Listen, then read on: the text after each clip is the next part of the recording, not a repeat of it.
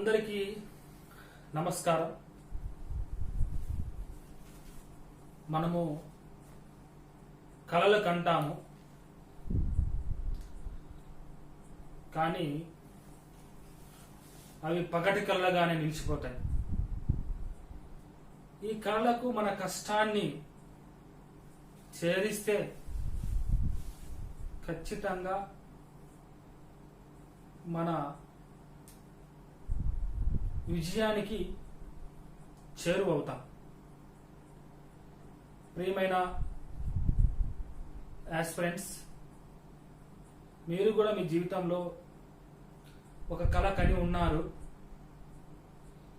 దానికోసమే కష్టపడి కృషితో మీరు మీ విజయాన్ని అందుకుంటారని ఆశిస్తూ ఈరోజు మనము ఈ క్లాస్ని స్టార్ట్ చేస్తున్నాం. సరే, క్లాస్కి వెళ్దాం. మీరు కూడా కష్టపడి చదువుతారని నమ్మకంతో, కష్టపడి మీ కళను చేరుకుంటారనే నమ్మకంతో నేను చెప్తున్నా. కళ్ళ కనండి, వాటిని సాకారం చేసుకోండి అని అబ్దుల్ కలాం అన్నట్టు మన కళ పగటి కళ కాకుండా ఖచ్చితంగా మీ యొక్క విజయం వైపు, మీ యొక్క ఉన్నతమైన ఆశయాల వైపు నడవాలని కోరుకుంటున్నాను. సరే, ఈరోజు మనము జిఎన్పి అనే అంశం గురించి మనము తెలుసుకుందాం. ఎన్పి అంటే నేషనల్ ప్రోడక్ట్ అని, అదే జాతీయ ఉత్పత్తి అని. దేశీయ ఉత్పత్తి, జాతీయ ఉత్పత్తి, దేశీయ ఉత్పత్తి. దేశీయ ఉత్పత్తి అంటే ఒకే భౌగోళిక ప్రాంతంలో ఉత్పత్తి చేయబడితే అది దేశీయ ఉత్పత్తి. జాతీయ ఉత్పత్తి అంటే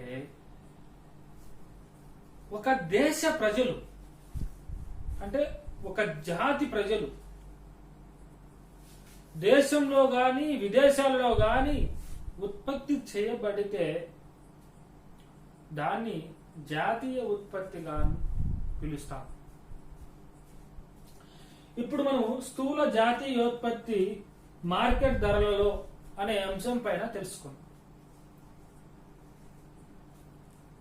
ఒక జాతీయులు ఒక సంవత్సర కాలంలో ఉత్పత్తి చేయబడిన అంతిమ వస్తువుల సేవలను మార్కెట్ ధరలలో లెక్కిస్తే అది మార్కెట్ ధరల్లో స్థూల జాతీయ ఉత్పత్తి అంటారు. ఇక్కడ మనము తెలుసుకోవాల్సిన ముఖ్యమైన అంశం ఏంటంటే, ఎగ్జాంపుల్, రిలయన్స్ అధినేత అంబానీ గారు మన దేశంలో ఒక కంపెనీ, కార్పొరేట్ కంపెనీ పెట్టి ఉత్పత్తి చేయబడితే అతనిది ఈ దేశమే, ఈ భౌగోళిక ప్రాంతమే కాబట్టి అతనిది దేశీయ ఉత్పత్తి కింద చూపిస్తారు. దానిని మనము జీడిపి అంటాం, స్థూల దేశీయ ఉత్పత్తి, జీడిపి. ఈ ముఖేష్ అంబానీ ఇతర దేశంలో కూడా కార్పొరేట్ కంపెనీలు పెట్టి ఆదాయం పొందితే ఆ ఆదాయాన్ని ఈ దేశంలో కూడా ఇతను పెట్టాడు కాబట్టి ఈ దేశంలోనే జీడిపి కలిపితే వచ్చేదే స్థూల జాతీయ ఉత్పత్తి లేదా స్థూల జాతీయ ఆదాయం. దాన్ని రిసీప్ట్స్ ఫ్రమ్ అబ్రాడ్. కానీ మన దేశంలో కూడా విదేశీయులు పెట్టుబడి పెట్టి మన దగ్గర లాభాలు తీసుకుంటున్నారు కాబట్టి మనము కూడా పేమెంట్ చేస్తాం. అంటే మనకు విదేశాల నుంచి వచ్చే ఆదాయాన్ని రిసిప్ట్స్ గాను చూపిస్తాము, మనము విదేశీయులకు చెల్లించే అమౌంట్ పేమెంట్స్ గాను చూపిస్తాం. పేమెంట్స్ అని చూపిస్తా. ఇక్కడ అంతా కూడా విదేశీ వ్యవస్థ గురించే నడుస్తుంది. ఇక్కడ ఇతనేమో విదేశాల నుంచి సంపాదించుకొని పోతుండు, ఈ విదేశీయులేమో మన దేశం నుంచి సంపాదించుకొని వెళ్తుండ్రు. సో ఈ మధ్య తేడాని మనం ఏమంటామంటే net factor income from abroad అంటాం. Net factor income from abroad అంటాం. ఇన్కమ్ ఫ్రమ్ అబ్రాడ్, అబ్రాడ్ అంటాం. అర్థమవుతుందా? దీన్ని మనం షార్ట్ కట్ గా ఎన్ఎఫ్ఐఏ అని పిలుస్తాం. ఎన్ఎఫ్ఐఏ అంటే ఆర్ మైనస్ పి అని. What is the meaning of this R minus P? అంటే నికర అంటే విదేశీ కారక ఆదాయం. ఆర్ ఇజ్ ఈక్వల్ టు విదేశీ కారక ఆదాయం. కారక ఆదాయం ఇది విదేశీ కారక చెల్లింపులు.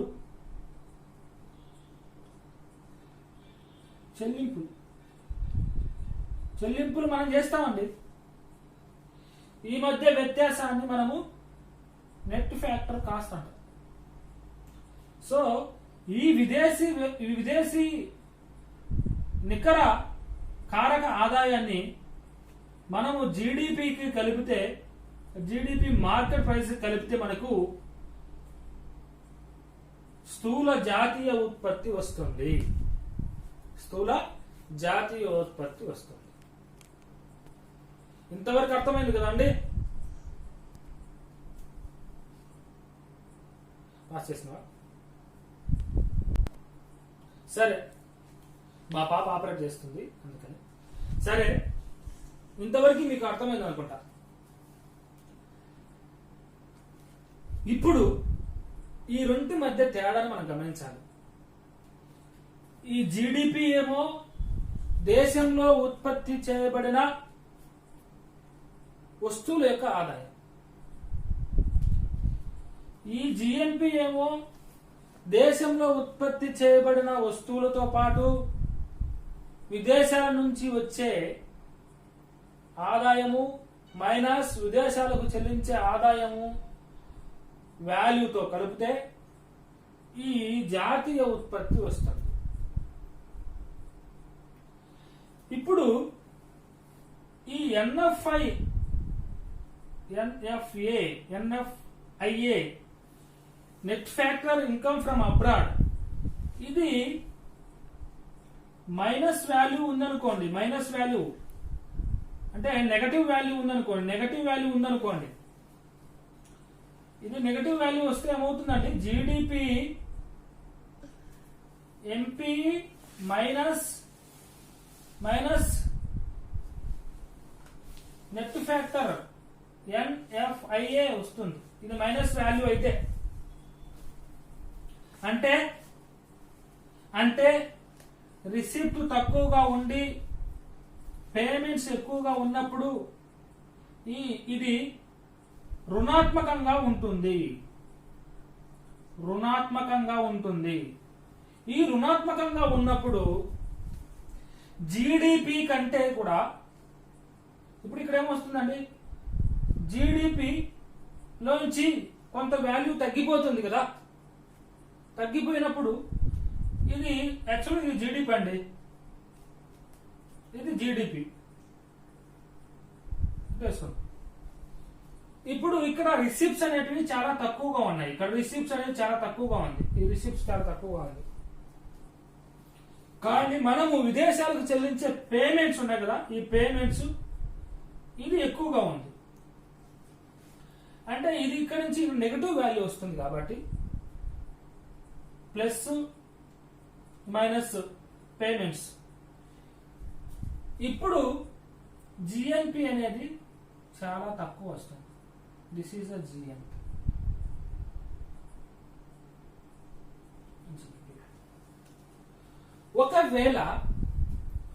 ఒకవేళ విదేశీ చెల్లింపులు విదేశీ కారక ఆదాయం మనకు ఎక్కువగా ఉండి, అంటే రిసిపెంట్స్ మనకు ఎక్కువగా ఉండి గ్రేటర్ దాన్ పేమెంట్స్ ఉంటే ఇక్కడ ధనాత్మకమైన వాల్యూ వస్తుంది.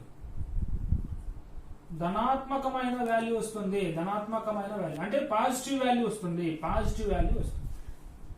అంటే ఈ ఎన్ఎఫ్ఐఏ అనేది పాజిటివ్ వాల్యూని ప్రొవైడ్ చేస్తుంది. అప్పుడు ఏమవుతుంది, ఈ జీడిపికి విదేశీ నికర ఆదాయం ధనాత్మకంలో ఉంది కాబట్టి, పాజిటివ్ వాల్యూలో ఉంది కాబట్టి ఎన్ఎఫ్ఐఏ, అప్పుడు జిఎన్పి అనేది గ్రేటర్ వాల్యూ అవుతుంది. ఇప్పుడు ఈ చార్ట్స్ మీరు చూడండి, ఇది జీడిపి అండి, ఇది జీడిపి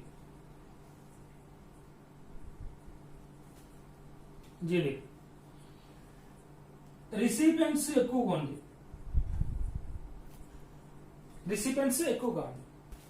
పేమెంట్స్ తక్కువగా ఉంది. మనం చెల్లించేది, విదేశాలు చెల్లించేది చాలా తక్కువ ఉంది. అప్పుడు మనకు ఇది పేమెంట్స్, ఇది రిసిపియెంట్స్, ఇది జీడిపి. ఇప్పుడు ధనాత్మకమైన వాల్యూ వస్తుంది కాబట్టి దీన్ని కలిపితే జిఎన్పికి యాడ్ అవుతుంది కాబట్టి, జీడిపికి యాడ్ అవుతుంది కాబట్టి అప్పుడు జిఎన్పి వాల్యూ కూడా పెరిగిపోతుంది. ఎంతవరకు అర్థమైందో? ఫర్ ఎగ్జాంపుల్ ఇక్కడ జీడిపి 100 రూపాయలు అనుకుందాం, రిసిపియెంట్స్ వచ్చేసి 50 రూపాయలు అనుకుందాం. ఇది జీడిపి అనుకుందాం, జీడిపి వాల్యూ. దేశీయ ఆదాయం 100% ఉంది. ఇప్పుడు పేమెంట్స్ మనము 70% ఇచ్చామనుకోండి, 70 ఇచ్చామనుకోండి, మనకు రావాల్సిన జిఎన్పి, జూమ్ చేసుకోమా, జిఎన్పి ఈ 100 ప్లస్ 50 నుంచి 70 పోతే మనకేమొస్తుంది, -20 వస్తుందా? నెగటివ్ వాల్యూ వస్తుంది. అంటే 100 మైనస్ 20 అంటే ఎంత వస్తుంది? 80% వస్తుంది. ఎప్పుడు ఈ ఎన్ఎఫ్ఐఏ అనేది రుణాత్మకం, నెగటివ్ అయినప్పుడు. అదే ఈ జీడిపి అనేది 100 ఉంది, రిసీప్ట్స్ అనేటివి 70 వస్తుంది, ఆర్ అనే వాల్యూ 70 అయితే, పేమెంట్స్ 50 అయితే, ఇప్పుడు ఆర్ మైనస్ పి అంటే 70 మైనస్ 50 పాజిటివ్ వాల్యూ వస్తుంది. 100 ప్లస్ 20 అవుతుంది. ఇప్పుడు ఎంత వస్తుంది? 120 వస్తుంది. అంటే జిఎన్పి ఏమైంది? పెరిగిందా తగ్గిందా? పెరిగింది. ఇందులో ముఖ్యంగా మనం గమనించాల్సింది ఏంటంటే, net factor income from abroad అనేది రుణాత్మకంగా ఉన్నప్పుడు జిఎన్పి వాల్యూ తగ్గిపోతుంది. అలాగే జీడిపి అనేది జిఎన్పి కంటే ఎక్కువగా ఉంటుంది. ఈ నికర విదేశీ కారక చెల్లింపు, విదేశీ ఆదాయం, ఈ నికర విదేశీ ఆదాయం ధనాత్మకంగా ఉన్నప్పుడు మనకు జిఎన్పి వాల్యూ జీడిపి కంటే ఎక్కువగా ఉంటుంది. ఇంతవరకు అర్థమైంది కదా? ఇప్పుడు ఈ నికర విదేశీ కారక ఆదాయం శూన్యంగా ఉన్నప్పుడు ఏం జరుగుతుంది? ఈ ఎన్ఎఫ్ఐఏ అనేది 0 అయితే ఏమవుతుందంటే GNP is equal to GDP అవుతుంది. అంతే కదా? ఇక్కడ ఏం లేదంటే జీడిపికి ఏం లేదు, +0 అంటే ఏంది? జీడిపి కదా, జీడిపినే కదా. అందుకని ఇక్కడ ఇట్లా మనకు క్వశ్చన్స్ ఎలా అడుగుతారంటే, జాతీయ ఉత్పత్తిలో నికర విదేశీ కారక ఆదాయము శూన్యంగా ఉన్నప్పుడు GDP is greater than GNP. Option 1. Option 2, GDP is greater than GNP. Option 3, GNP is greater than GDP. Option 4, GNP equal to GDP. ఇందులో ఆప్షన్ 4 ఈజ్ రైట్ ఆన్సర్. ఇలా అడిగే క్వశ్చన్స్ ఉంటాయి. ఎప్పుడు జీడిపి అనేది జిఎన్పి కంటే ఎక్కువగా ఉంటుంది అంటే net factor cost net factor income from abroad అనేది రుణాత్మకంగా ఉన్నప్పుడు అని చెప్పాలి. ఇలా అడిగేదానికి ఛాన్సెస్ ఉంది. సో అందుకని మీరు ఈ గమనించాలి. ఈ చార్ట్ కూడా మీరు చూసుకోండి. నీట్ గా ఎక్స్ప్లెనేషన్ ఇచ్చాను. ఇప్పుడు మనకు జీడిపి అనేది మనకు ఇంతకుముందు తెలుసు కదా. జీడిపి ఎంపీ ఈక్వల్ ఒక ఫార్ములా ఉంది. జీడిపి ఎంపీ ఈక్వల్ ఒక formula. GDP MP equal to C plus I plus G plus X minus M. అంటే consumption, investment, government services and నికర విదేశీ నికర పెట్టుబడి. ఈ జీడిపి ఎంపీ అంటే జీడిపి ఎంపీ మనకు తెలుసు C plus I plus G plus X minus M అని. ఇప్పుడు జిఎన్పికి మనం ఏం చేస్తాం? GNP MP is equal to GDP MP plus నికర విదేశీ కారక ఆదాయం R minus P. That is equal data కూడా రాసుకోవచ్చు. జీడిపి ఎంపీ ప్లస్ ఎన్ఐఎఫ్ఏ అని కూడా రాసుకోవచ్చు. Net factor net NFIA sorry NFIA net factor income from abroad.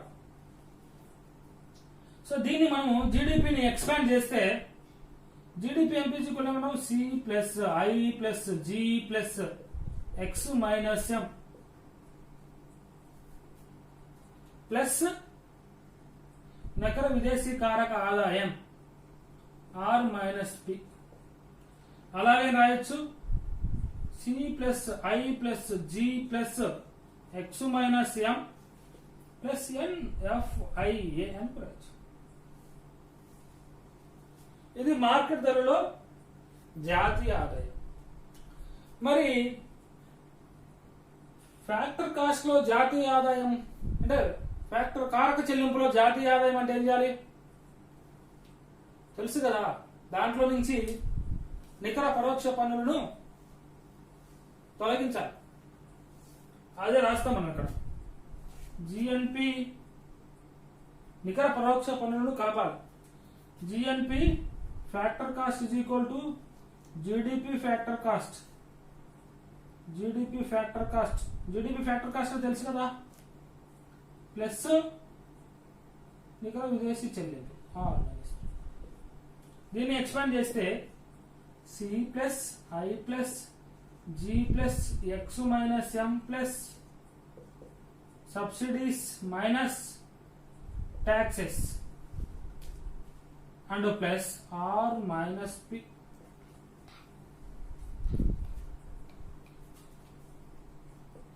ఇలాగా C plus I plus G plus X minus M plus నికర పరోక్ష పన్నులు net taxes అని కూడా రాసుకోవచ్చు. ఇట్లా కూడా అడగవచ్చు.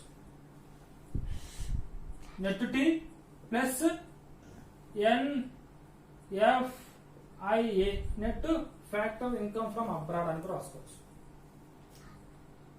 These are formulas. GNP factor cost, GNP అంటే GNP లో ఫ్యాక్టర్ కాస్ట్ లోంచి మనం ఏం తీసేస్తాం, మనం ఏం కలుపుకుంటామంటే నికర పరోక్ష పన్నుల్ని తీసివేస్తాం. ఇది ఈరోజు మనము GNP గురించి తెలుసుకున్నాం కదా. మళ్ళీ ఒకసారి స్థూల జాతీయ ఉత్పత్తి అంటే ఒక జాతి ప్రజలు ఒక సంవత్సర కాలంలో ఉత్పత్తి చేయబడిన అంతిమ వస్తువుల సేవల విలువనే స్థూల జాతీయ ఉత్పత్తి అంటారు. దేశీయ ఉత్పత్తికి నికర విదేశీ కారక ఆదాయాన్ని స్థూల దేశీయ ఉత్పత్తికి నికర విదేశీ కారక ఆదాయాన్ని కలిపితే స్థూల జాతీయ ఉత్పత్తి వస్తుంది. రెండో పాయింట్, ఈ నికర విదేశీ కారక ఆదాయం రుణాత్మకంగా ఉంటే స్థూల దేశీయ ఉత్పత్తి అనేది స్థూల జాతీయ ఉత్పత్తి కంటే ఎక్కువగా ఉంటుంది.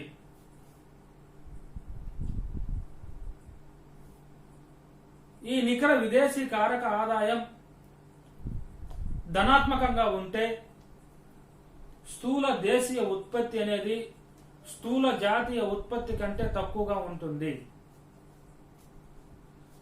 4వ పాయింట్, స్థూల జాతీయ ఉత్పత్తిలో విదేశీ కారక ఆదాయం ఉంటుంది.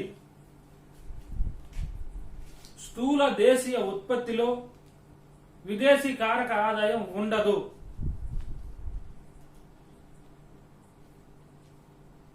నికర విదేశీ కారక ఆదాయం శూన్యంలో ఉన్నప్పుడు స్థూల దేశీయ ఉత్పత్తి స్థూల జాతీయ ఉత్పత్తి సమానంగా ఉంటుంది.